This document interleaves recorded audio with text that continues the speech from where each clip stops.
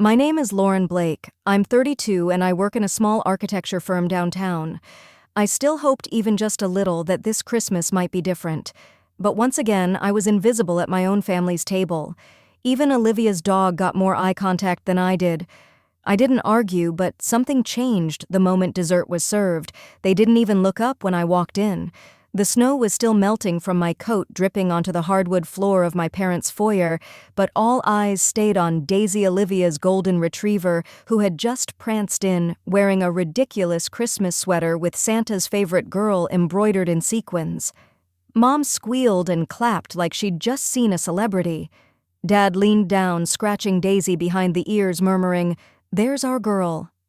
Olivia followed behind, smug and glowing, her arms full of perfectly wrapped presents. Not one person said, "Hi, Lauren." I dropped the casserole dish I had spent the morning baking onto the kitchen counter. No one noticed. No one asked what it was. "Shoes off," Lauren Mom finally muttered over her shoulder, already pouring Daisy a little bowl of organic turkey broth. I didn't reply. I just bent down, unlaced my boots, and set them quietly beside the others. My shoes, brown and worn, sat next to Olivia's brand new heels, one pair still dripping with slush, the other bone-dry, polished, admired. It had been like this for years, but somehow this Christmas dinner felt heavier. When I was younger, I used to think it was just a phase, that eventually, once I proved myself enough, they'd see me. Not as the daughter who chose a nonprofit over a real job or the one who didn't settle down, but just me. But even after the health scare last month, the one I didn't tell them about, I still half expected a little warmth, some acknowledgement. I had called Olivia the day after the biopsy, just needing someone to talk to. She sent me a photo of Daisy in a Santa hat and said, "Cheer up, she senses your anxiety." At the time, I laughed it off. Today, that photo burned in my memory.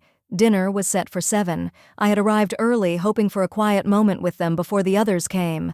But Olivia had beat me to it, of course. With Daisy.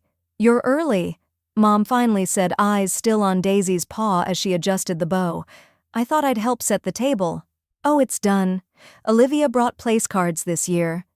I turned toward the dining room. Sure enough, the table was perfectly arranged. Gold-rimmed china, folded napkins, wine glasses catching the soft light from the chandelier. At each plate, a small ivory card with names in elegant calligraphy. I scanned the table. Gerald, Patricia, Olivia, Daisy. Then off to the side at the kids' table, Lauren. I blinked. The kids' table. With fold-out chairs and a plastic tablecloth with cartoon reindeer. That's where I was supposed to sit. There was no mistake. Mom breezed past me, humming a Christmas tune. "Isn't it cute?" Olivia thought of everything. Even made one for Daisy. I didn't say a word. My fingers brushed the edge of my place card.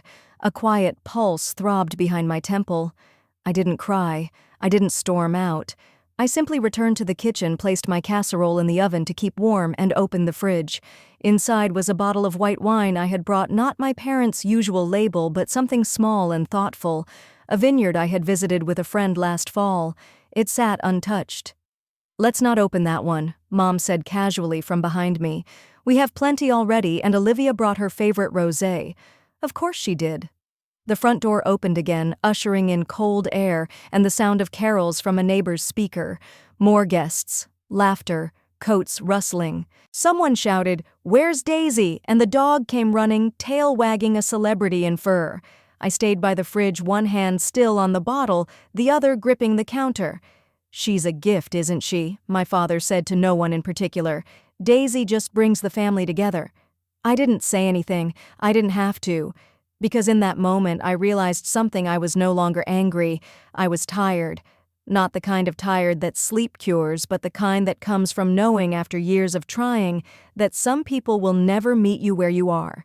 They'll always love their version of the story better, the one where Olivia is the shining daughter and Daisy is the emotional support they never gave me. Dinner began. I took my place at the kids' table without protest. They didn't notice. And that was the last year I brought a dish to Christmas. "Lauren, can you pass the mashed potatoes to Daisy's seat?" Mom's voice cut through the clinking of silverware and polite small talk like a misplaced cymbal in a quiet symphony. I reached across the table, or rather across the chasm, and handed the bowl not to Daisy, obviously, but to Olivia, who giggled and said in that high baby talk voice, "Say thank you, Daisy." The room chuckled. I didn't. "Lauren, you're being quiet today," Dad said, not unkindly, just distracted like someone noticing the absence of elevator music. "Everything okay at work?" I nodded. "Yeah, it's good. She still works at that. What is it again?" "A community garden," Olivia asked, feigning confusion as she sipped her rosé. I looked at her, then at my mother, who didn't correct her. "No, I work with food banks now, coordinating logistics." "Oh, logistics," Olivia said, as if the word tasted strange. "That's nice." I'd given up trying to explain years ago. They didn't care to understand. I wasn't building a company or launching an app or posting aesthetic pictures of my brunch. I was just trying to make sure people had food. That had never been enough for them. Halfway through dinner, someone knocked a spoon off the table. It clattered onto the hardwood, and everyone turned except Daisy, who barked and jumped down chasing it like it was a tennis ball. The laughter that followed felt louder than it was. I smiled faintly and excused myself to the kitchen. It was quieter in there. I leaned against the counter and watched the snow fall outside the window. The casserole was still warm in the oven, untouched. I didn't take it out. Behind me, footsteps.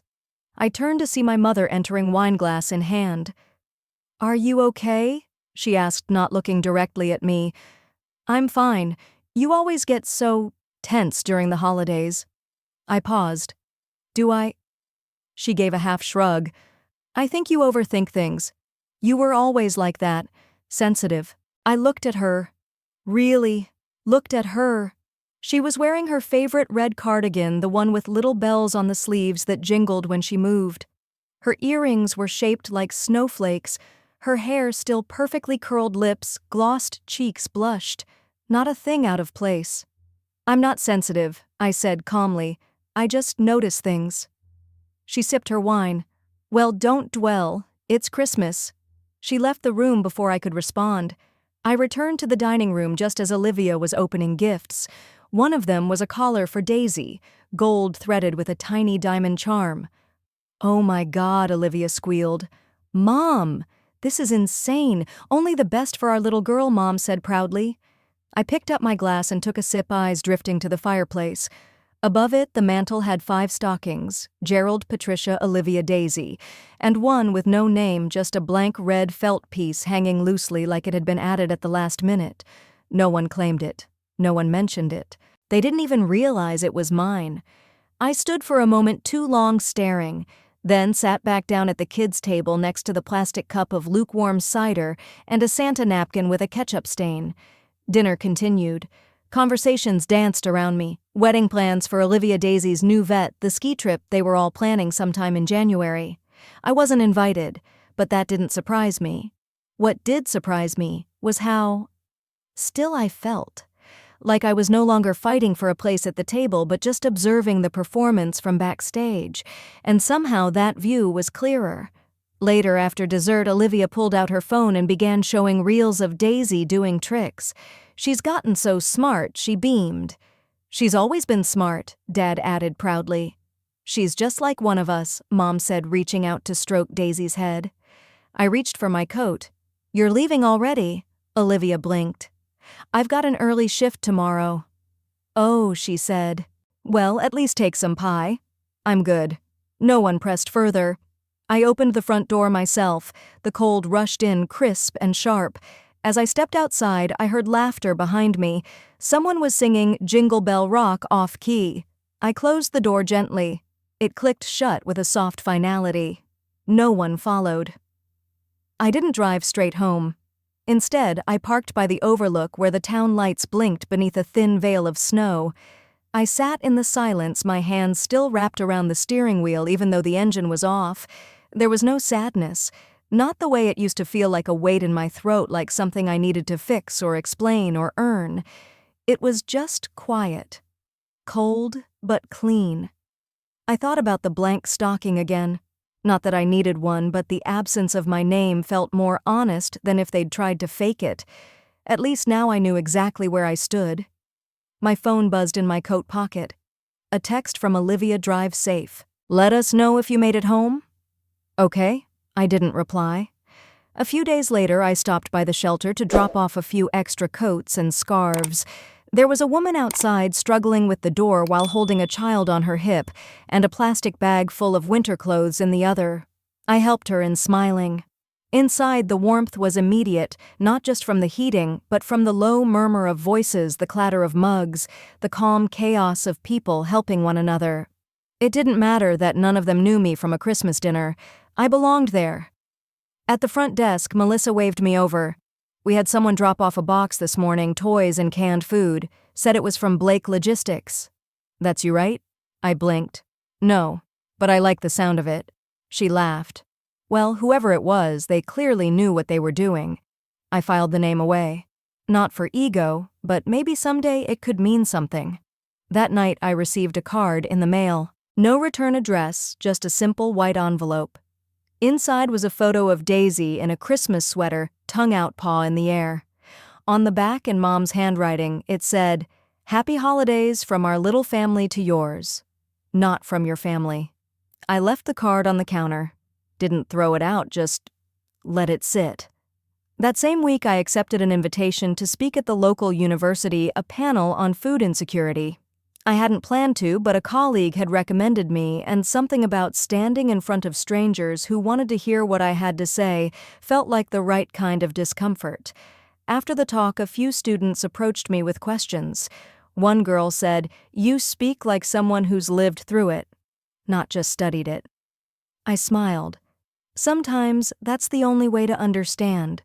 When I got back to my apartment, I opened the front door to silence, but not the lonely kind. The kind that wrapped itself around you like a blanket. A safe kind. I hung my coat, poured some tea, and curled up by the window watching flakes settle on the balcony. From the street below, someone walked their dog, a little terrier in a red vest, prancing happily beside its owner. I smiled. Then I picked up a pen and wrote on a small piece of cardstock, "I'm not who you remember, but I hope one day you'll want to know who I've become." I folded it once and slid it into a plain envelope. No name, no return address. I didn't send it. Just placed it inside a box I kept on my bookshelf. A box labeled simply, "For when they ask." They hadn't asked yet, but I had a feeling one day they would. The first snowstorm of December came earlier than usual, blanketing the town in a thick silence that even traffic respected. I had just stepped out of the food bank after a long afternoon of helping sort donations when my phone buzzed. It was a message from Olivia. "Hey, quick update. We're moving Christmas to the 23rd this year. Mom wants to host a cozy dinner with just immediate family. Hope that's cool with you." I stared at the message longer than I needed to. Just immediate family. The words repeated in my head like a slow echo. I didn't reply. That night, I reheated leftover chili and sat in the kitchen with only the hum of the refrigerator for company. I had the evening news on low, not really listening. My fingers hovered over my phone more than once, wanting to text her back, wanting to ask, was I not immediate family anymore? Instead, I put the phone face down. 2 days later, I stopped by my parents' house to drop off a scarf I'd knit for Dad. I'd made it thick navy with a gray stripe. He used to complain about the chill in his neck during winter walks. When I rang the bell, I heard voices inside. Laughter. A dog barking Daisy. Patricia opened the door, eyebrows lifting in surprise like she'd just remembered I existed. "Oh, Lauren, we weren't expecting you," she said, glancing behind her shoulder. "I just came to drop this off," I said, holding out the scarf. She looked at it like it was a bill she hadn't asked for. "That's nice of you." "Thank you." No smile, no warmth. I heard Olivia's voice from the living room, animated and excited. She loved the Christmas cardigan. "I swear Daisy's tail hasn't stopped wagging since she got a whole cardigan," I asked, not really meaning to. Mom blinked. "Of course. She's family." I didn't say anything, just handed over the scarf and took a step back. Her hand lingered a moment before taking it, almost like she was debating whether to accept it at all. "We've got a lot to prep for dinner, so," she said, trailing off. I nodded. "Right. See you at Christmas." She hesitated. "Olivia didn't mention—" We're keeping it small this year, just the four of us. 4, not 5, I see, I said. Well, happy holidays. As I turned away, the door clicked shut behind me faster than it should have. I sat in my car in their driveway for a while, watching the frost gather on the windshield. I turned the radio on and off, then on again, then finally drove off. That week, work was a blessing, distracting, repetitive, necessary. I coordinated with the local shelters to ensure enough supplies were on hand for the cold snap-answered emails sorted shipments. Every now and then I'd catch a glimpse of a golden retriever on someone's screensaver or a family photo framed on a desk, daughters smiling next to mother's arms wrapped tight. At night, the silence returned, and I let it. It was a Tuesday when Dr. Ethan Grant called. He was one of the coordinators for the Regional Hunger Initiative and a quiet supporter of our logistics outreach. I heard about what you've been doing in the West Side District, he said. Would you be willing to present at our January roundtable? It's mostly policy folks, but I think they need to hear from someone who actually sees the front lines. I hesitated. I don't usually speak in front of groups. I know. That's why I'm asking. You do the work, Lauren, and you do it well. His tone didn't flatter, it simply stated. I agreed. Later that night, I got another message from Olivia. Mom's making your favorite stuffing for the dinner. Just wanted you to know I read it 3 times, then turned off my phone and left it in the kitchen drawer. The next day, I walked into a coffee shop to grab a chai latte before heading to a meeting. As I stood in line, I saw Patricia at a corner table with 2 of her friends. They were sipping tea, leaning in close over some story. As I stepped forward to order, I heard my name. Lauren's always been... Well, she's more private. Hard to explain. We're lucky Olivia still lives close. I didn't say anything. Didn't turn. Just took my drink and left. That evening I sat on my balcony wrapped in a blanket watching the snow fall. It was strange how something so cold could feel so quiet, so gentle. I thought about the stuffing, about the scarf, about the cardigan Daisy got. I didn't cry. Not because it didn't hurt, but because the ache had turned into something else. Not anger, just clarity. The weekend before Christmas, I drove past my parents' neighborhood just after dusk. Their house, like always, was lit beautifully, warm, golden lights framing the porch, a tasteful wreath on the door, candles glowing in every window. It looked like a postcard. I parked a block away and stayed in the car.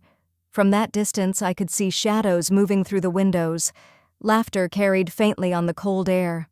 Someone opened the front door for a moment, letting out a burst of warmth and music. Daisy bounded out to the yard briefly before being called back in. I didn't know why I was there. Or maybe I did. There was no space for me in that house anymore. And yet a part of me needed to witness it, needed to see that it was real, that I hadn't misunderstood or overreacted, that I had in fact been written out. I didn't stay long. Just long enough to see Olivia emerge at one point with a tray of something golden and steaming, probably sweet potato casserole. She wore a red dress and had her hair curled like she always did for holidays. She looked happy, effortlessly loved. I drove home in silence. The next day at the community center, I sat in on a planning meeting for our winter response. We were coordinating with the local high school for extra volunteers, and someone had suggested putting together care packages with socks, hand warmers, and notes of encouragement. When it was my turn to speak, I found myself surprising even myself. I can write the notes, I said, personal ones. People need to hear something that feels like it's just for them. Everyone nodded. No one questioned it. One of the board members even smiled and said, "That's exactly your strength." That night I started writing, just one note at a time, nothing elaborate, just things like, "You matter more than you know. You're seen." Even if no one said it lately, kindness doesn't expire. By the 5th note, my hands were steady, my words clearer. I didn't realize until later that I was writing the things I'd wanted someone to say to me. On the 23rd, the night they'd chosen for Christmas dinner, I lit a small candle in my apartment and made myself a quiet meal. Nothing fancy: roasted carrots, a slice of ham, some stuffing I'd made from an old recipe. I sat down at my small kitchen table, plate steaming, and looked around. The room wasn't decorated much. A string of fairy lights along the bookshelf, a single ornament that I'd kept from childhood, a little wooden fox with my name painted in red.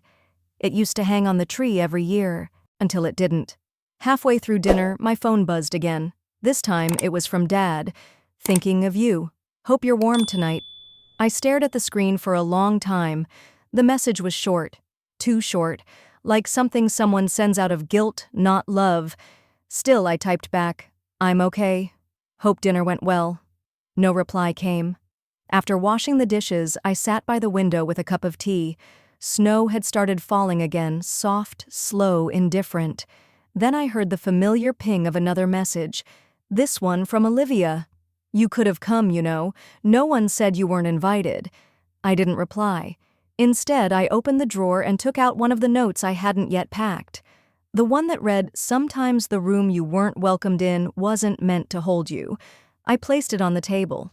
Just let it sit there for a while. The next morning, Christmas Eve, I showed up early at the shelter to help with breakfast prep. Dr. Grant was already there tying an apron around his waist. "Morning," he said, nodding. "You're early," I said. He shrugged. "I figured you would be too." As we worked stirring oatmeal, buttering toast, refilling coffee, he moved beside me and asked gently, "How was your evening?" I didn't answer directly. Instead, I said, "I realized something." He waited. "I've spent so long trying to be enough for people who decided I wasn't, and maybe it's not my job to fix that anymore." His eyes met mine. "No, Lauren, it's not." And we kept working. Quietly, steadily. That night, as the last of the guests left and the volunteers began to clean up, someone handed me a small gift bag. Inside was a candle with pine scent and a card. I opened it. "To Lauren, for the warmth you bring that no one sees until they feel it. Merry Christmas. E." I didn't cry, but I did breathe easier. Outside, the wind howled against the windows. But inside, for once, it felt like I wasn't just keeping warm, I was the warmth.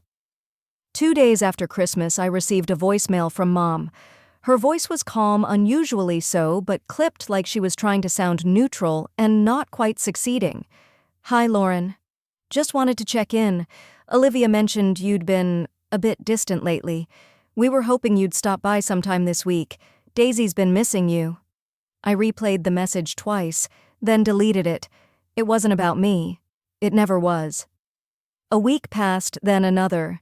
January brought a sharp, cold snap, and the shelter became more crowded than ever. One evening, I walked in and saw 3 of the teenagers I used to tutor huddled together near the heater playing cards. Lauren, one of them, called. "You're here."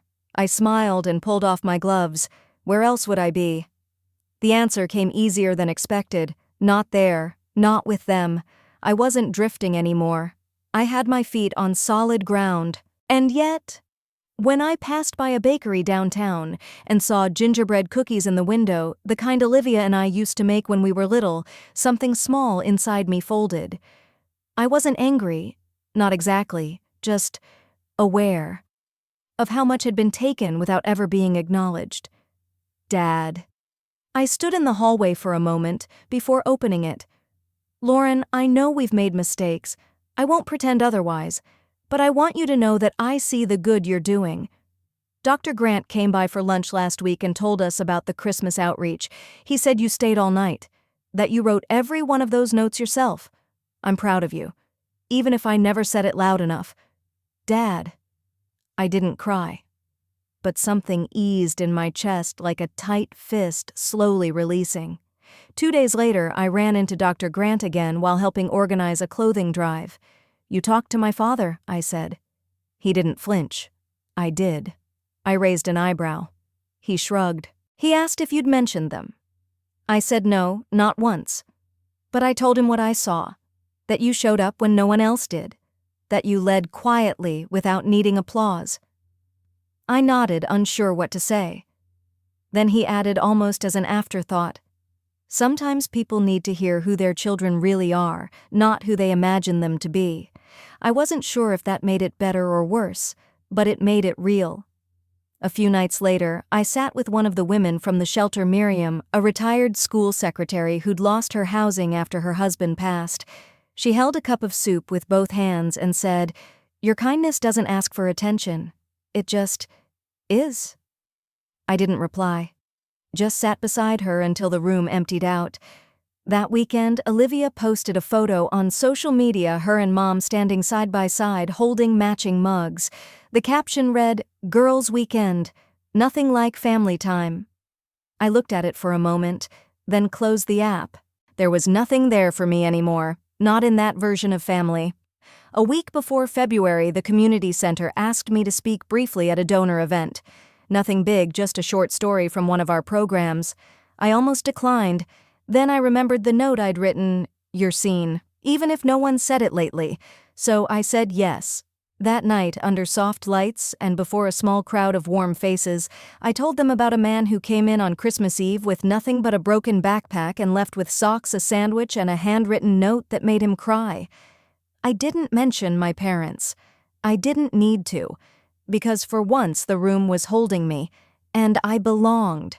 I hadn't planned to attend Easter dinner, not after everything, but then I received a handwritten invitation from Dad. Not a text, not a forwarded family group message, a letter. "We're gathering this Sunday. I'd like to see you.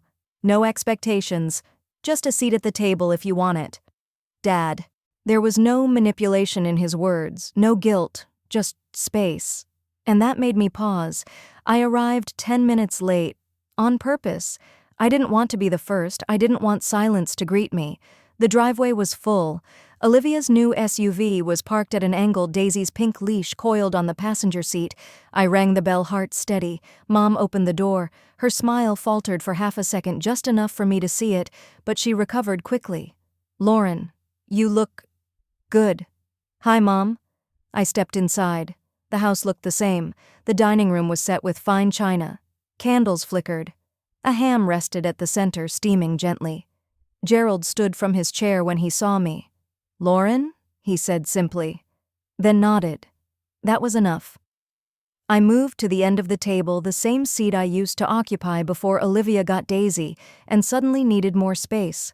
This time, no one asked me to move. Olivia came in last, bustling, holding a bottle of white wine. "Oh, wow, Lauren, you made it," I smiled politely. I did. Daisy trotted behind her, nails clicking against the hardwood floor. "I hope she doesn't shed on your outfit," Olivia joked as she passed. "This one's a nightmare during spring." Mom laughed. "We should have gotten her groomed. She looks like a mop." The room chuckled, but Dad didn't. He was watching me. I looked down at my plate, then picked up my fork. Dinner proceeded like most family meals, messy, overlapping conversations, shared glances, old jokes recycled. But I noticed how Olivia dominated the conversation. Every story had her name in it. Every compliment came back to her new promotion, her dog's daycare, her new skincare routine. At one point, Mom said, "We're just so proud of everything you've built, Liv. You've taken so much responsibility, not just for Daisy, but the house, the family." She looked at me then briefly, as if remembering I was present. I didn't respond. Instead, I unfolded a simple white envelope I'd brought, slid it beside Dad's plate. He glanced down. "What's this, something I wanted to share?" I said. He opened it, pulled out a printout of an article, local news coverage from the shelter's community dinner. A photo of me serving food surrounded by guests smiling.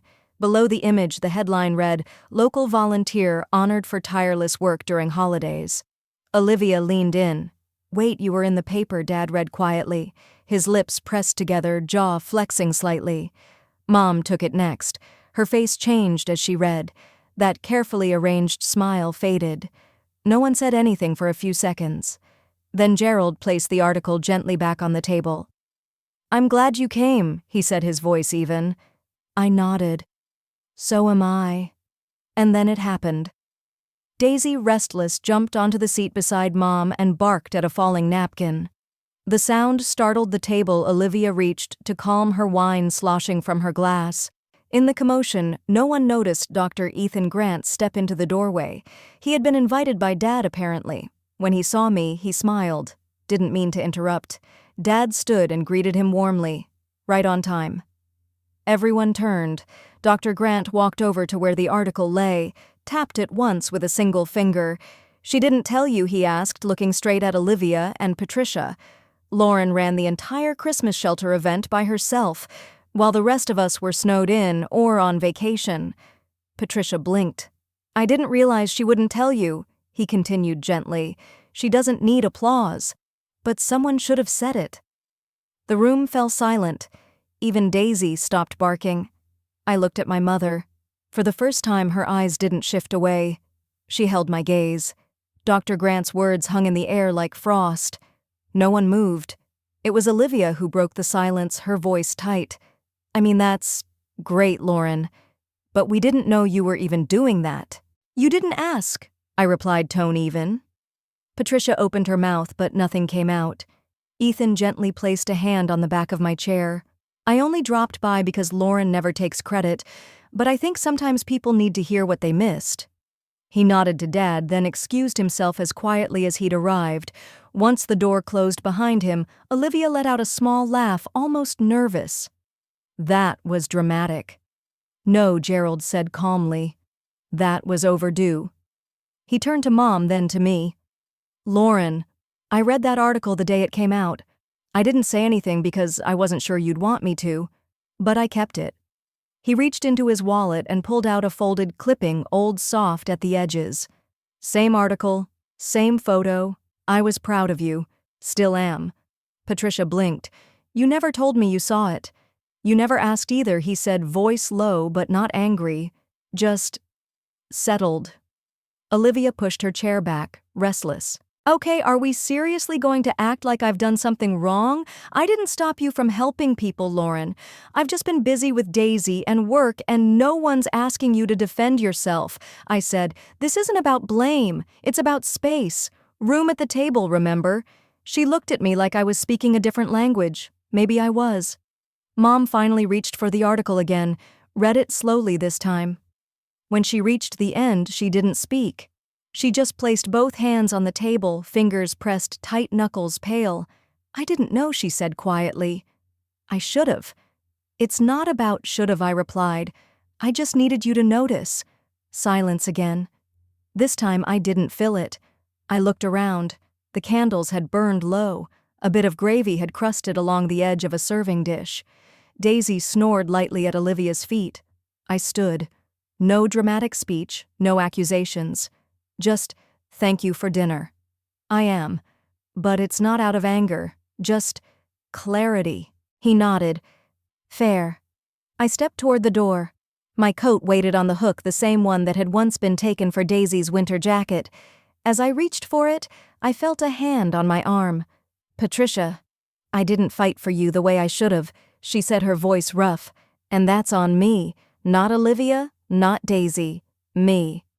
I didn't say anything. She let go first. Then Olivia spoke again, her voice much smaller. I didn't know you still felt like that. I thought you just didn't want to be around us anymore. I wanted to, I said, for a long time. But every time I reached in, someone moved the seat. No one argued with that. I opened the door. The night air was cool and quiet. Lauren, Dad called gently. I turned. You still have a seat here, always. I smiled, soft and real. I know, but this time I'm choosing when to sit. And I walked out, coat slung over my shoulder, the sound of forks clinking behind me, softening into a memory I could carry without bitterness, not triumph, not revenge, just peace. I didn't drive far that night, just down to the old overlook above town where you could see the church steeple and the flicker of neighborhood lights blinking like a quiet Morse code. I sat in the car for a while, engine off, hands still warm from the dining room. The last thing I expected was for my phone to buzz. A message. From Mom. I read it again. Twice. You wrote about the little girl at the shelter who asked for a second apple instead of a toy. I didn't realize how much that meant to you. I'm sorry I missed it. No emojis. No forced love you. Just a sentence that didn't try to sweep things clean, and that made it feel real. Then a second buzz. Dad this time. Still have your seat at the table, but I'll understand if you need us to build a new one. I didn't reply. Not yet. I wasn't ready to say what came next. Instead, I leaned back, letting the silence wrap around me. The kind of quiet that doesn't demand anything, it just allows you to breathe. I thought of Dr. Grant again, of how his words hadn't elevated me, but simply placed the truth in plain sight. I hadn't needed him to fight my battle. I just needed someone to say I see her. And maybe? Now they did. Weeks passed. Christmas came and went. I spent it volunteering not out of defiance, but because it filled a part of me that the dining room never had. A small girl with braids gave me a paper snowflake she'd cut herself. It had one side torn. "It's still pretty," she said. I smiled, even more because of the tear. She nodded, satisfied. New Year's Eve, I got another message. Olivia this time. Daisy's getting older. She doesn't run as fast now. I think I started treating her like a baby because it gave me something to focus on, something that didn't disappoint me. Then I think I owe you a better version of me, just not sure how to start. That made me pause. I typed deleted typed again, and finally sent start with one seat. Don't block it this time. No heart, no smiley. Just that. A few days later, a card arrived in the mail. Handwritten, no return address, but I recognized the print Mom's. Inside, just one line.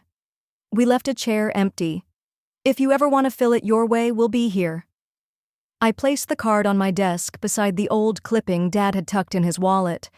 The photo was still crisp, me holding a child's hand, surrounded by folded blankets and warm meals. The story under it hadn't changed, but maybe the audience had. In the back row, I spotted them. Dad first, then Mom, and Olivia holding Daisy's leash. They didn't wave, didn't make a scene, but they were there, listening. Afterward, I didn't rush to them. I let the moment breathe. When I finally walked out, they were waiting near the exit. Patricia looked nervous. Gerald gave a slight nod. Olivia bent down to scratch Daisy's ear. No dramatic reunion, no swelling music, just a simple gesture. Dad extended his arm, pointing to the bench near the door. "We saved you a seat." This time I sat. And nobody moved. Not the dog, not the people, not me. Not anymore. Sometimes it's not the loudest voice that shifts a room, it's the one that never raised itself yet never wavered. She didn't fight for a seat. She built her own. And when they looked again, they realized it had always been there, steady, quiet, waiting to be seen.